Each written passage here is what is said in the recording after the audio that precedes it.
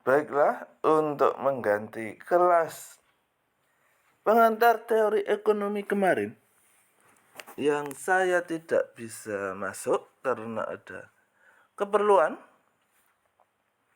maka hari ini akan saya sampaikan beberapa slide sesuai dengan pertemuan kita, yaitu tentang elastisitas ya.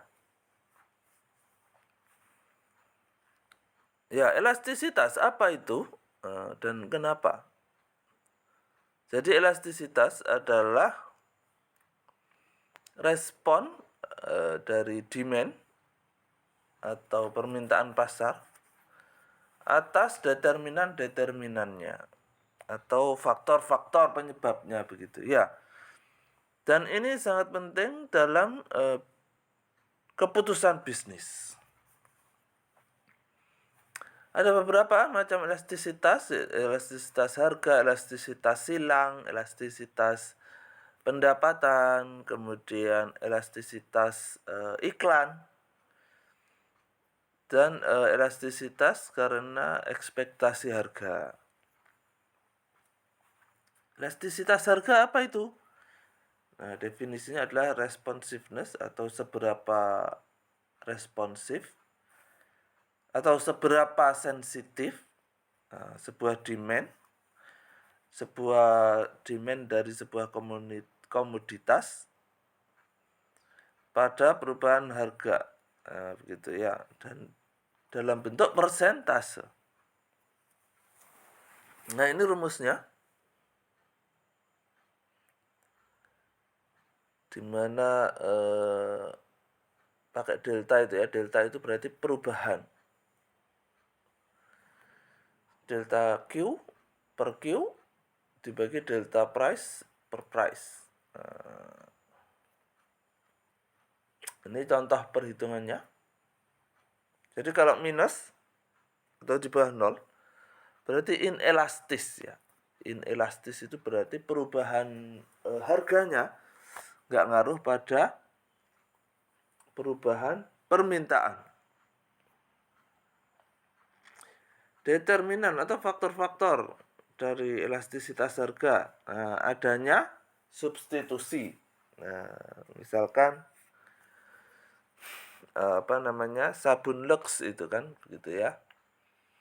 Ada substitusi atau pengganti lainnya, ada misalkan sabun Biore, sabun Lifebuoy. Nah, karena ada pengganti yang lainnya, sehingga biasanya sangat elastis. Ketika sabun Lux naik sedikit, konsumen langsung pindah ke merek sabun yang lainnya. Jadi tidak terlalu setia dengan merek. Nah, dalam kasus ini makanya karena produsen itu tahu bahwa harga elastisitas permintaan terhadap sabun batangan ini sangat besar, begitu ya.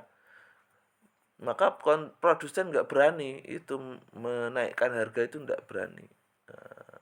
Biasanya untuk menjaga di dalam range harga yang tetap, produsen harus rela untuk memotong jumlah atau volume dari sabun itu. Jadi semakin lama sabun batangan itu dari dulu ya semakin mengecil ukurannya. Nature of commodity itu adalah orang beli itu untuk apa gitu ya. Itu nature itu apa ya bahasa Indonesianya?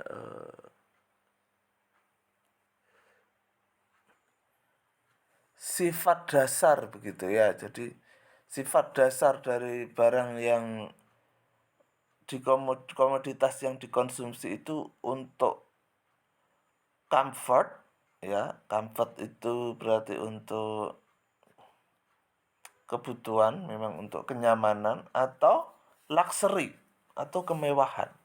Karena itu nanti berbeda elastisitasnya. Kalau barang-barang yang memang comfort, kebutuhan, kenyamanan, itu biasanya elastis ya, biasanya elastis memang kebutuhan ya. Tetapi kalau luxury atau kemewahan itu inelastis. Sama sekali orang nggak peduli harganya. Semakin mahal malah semakin tertarik karena orang-orang kaya beli barang mewah bukan untuk dipakai tapi untuk show off, untuk dipamerkan, begitu ya. Kemudian time fraction itu ini ya. Oh bukan. Weight age in the total consumption itu berarti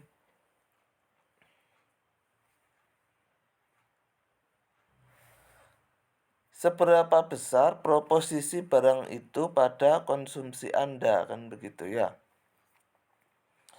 Misalkan kalau orang-orang di kota kayak di Jakarta itu ya, itu setengah dari gajinya bisa habis untuk biaya transportasi karena mereka tinggal jauh dari tempat bekerjanya.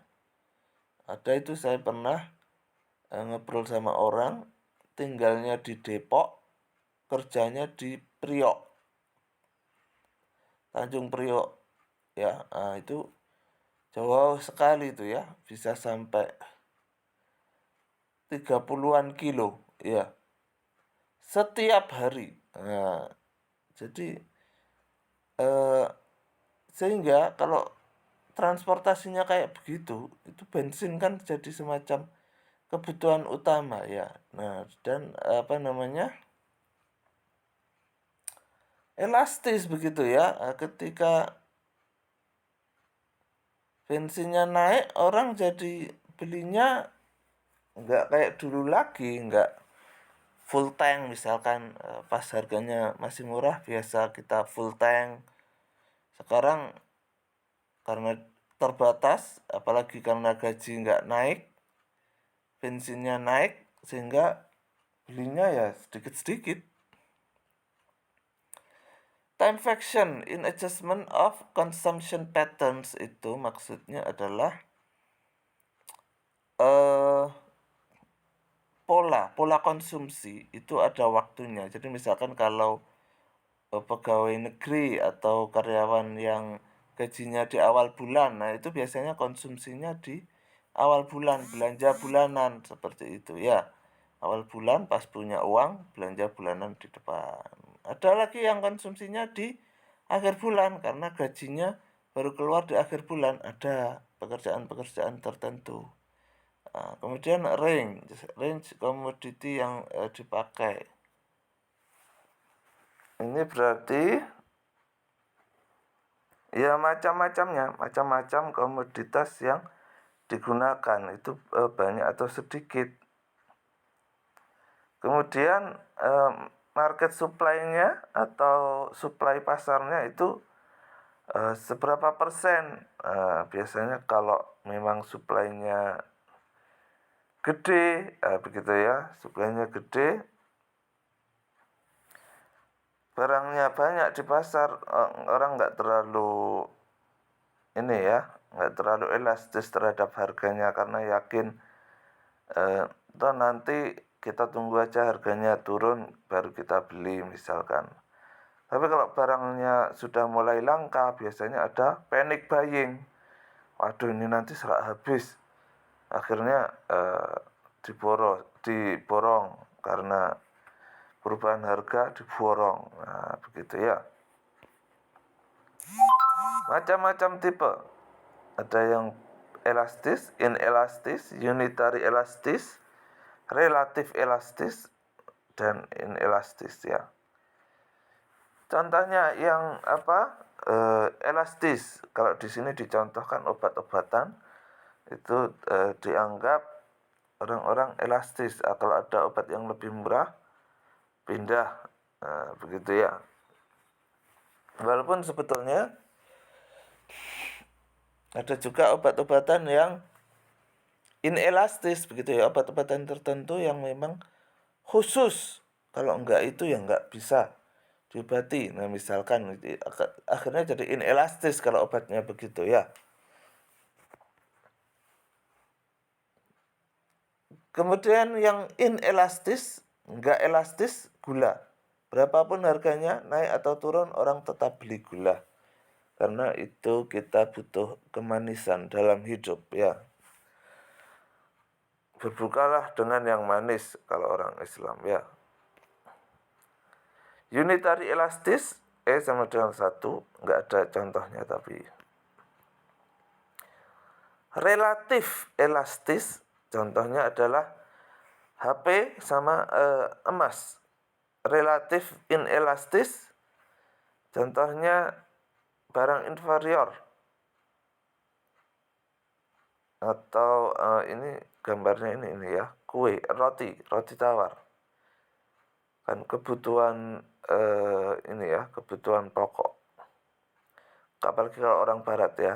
Nah, kalau di kita misalkan nasi. Tapi ini inferior, berarti misalkan kalau di kita itu nasi apa ya? Nasi jatah kalau kalian tahu ya. Nasi jatah dari pemerintah itu biasanya kualitasnya tidak sebaik nasi premium. Nah, itu relatif inelastis. Tapi kalau nasi jatah itu nggak beli ding ya, dia dikasih. Aplikasinya, sehingga ada hubungan antara harga dan total revenue. Menentukan barang apa yang kena pajak bagi pemerintah ya. Kemudian menganalisis ini ya, waktu-waktu yang produktif dan menentukan bagaimana tingkah laku perusahaan menghadapi konsumen itu ya. Ya, selanjutnya ada satu slide lagi.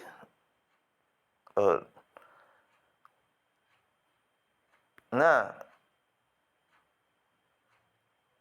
pentingnya price elasticity untuk pengambilan keputusan ya.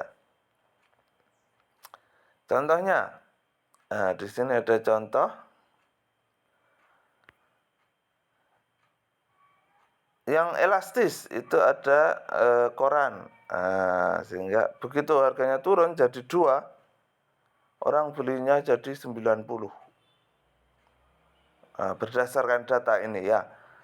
Kalau yang inelastis diesel, ini kayaknya di India ini masih pakai diesel untuk listriknya ya. Ini inelastis. Berapapun harganya diesel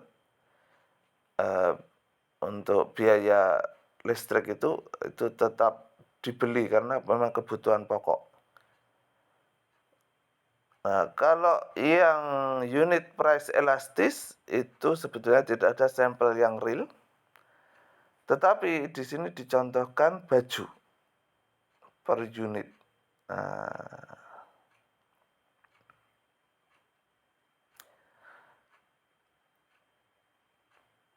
Oke, pentingnya apa?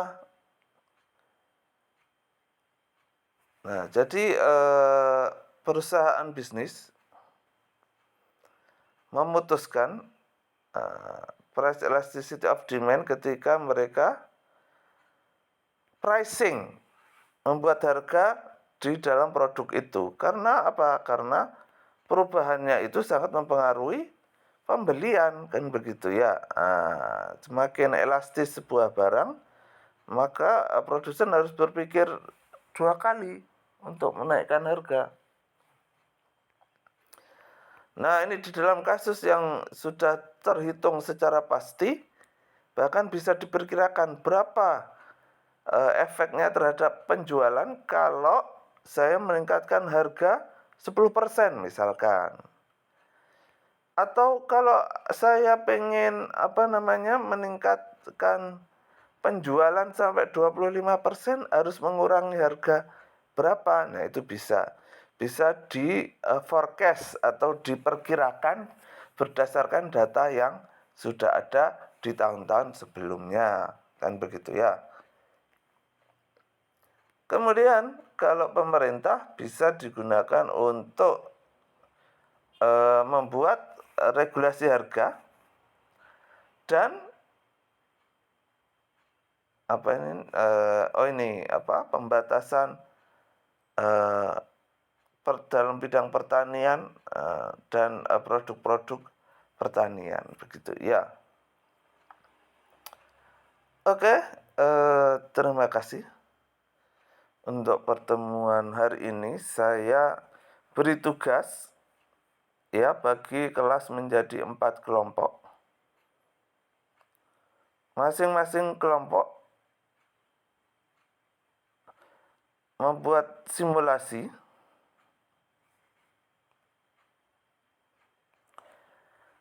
seperti contoh di atas ya. Misalkan kalian punya data penjualan tomat. Nah, itu elastis apa enggak?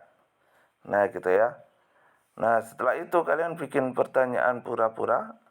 Kalau saya ingin meningkatkan penjualan tomat sebesar 25% bulan depan atau tahun depan, saya harus mengurangi harga berapa? Nah, seperti itu ya. Atau kalau saya menaikkan harga 10%, nanti penjualan saya bulan depan jadi tinggal berapa? Nah, seperti itu ya. Silakan dicari dengan data-data yang ada untuk membuat simulasinya. Ya, terima kasih. Saya tunggu hasil diskusinya.